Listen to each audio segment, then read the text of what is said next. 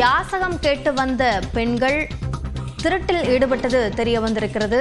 இது தொடர்பான கூடுதல் விவரங்களை நம்முடைய செய்தியாளர் குருசாமியிடம் கேட்கலாம். குருசாமி, விவரங்களை பதிவு செய்யுங்கள்.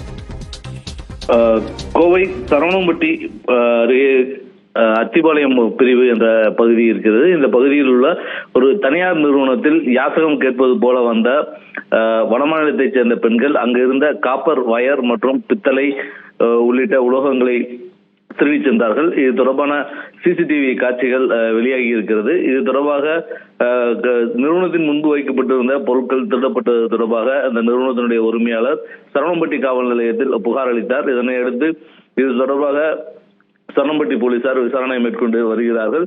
மேலும் திருட வந்த பெண்கள் நிறுவனத்தினுடைய வாயிலில் வைக்கப்பட்டிருந்த காப்பர் வயர் மற்றும் பித்தளை பொருட்கள் ஆகியவற்றை தூக்கி சென்றதுடன் அங்கிருந்த பாத்ரூமில் வைக்கப்பட்டிருந்த பினாயில் பாட்டிலை கூட விடாமல் அதையும் தூக்கி சென்றிருக்கிறார்கள். இது தொடர்பான சிசிடிவி காட்சிகள் வெளியாகி இருக்கக்கூடிய நிலையில் தற்பொழுது இது குறித்து சரவணம்பட்டி போலீசார் விசாரணை மேற்கொண்டு வருகின்றனர்.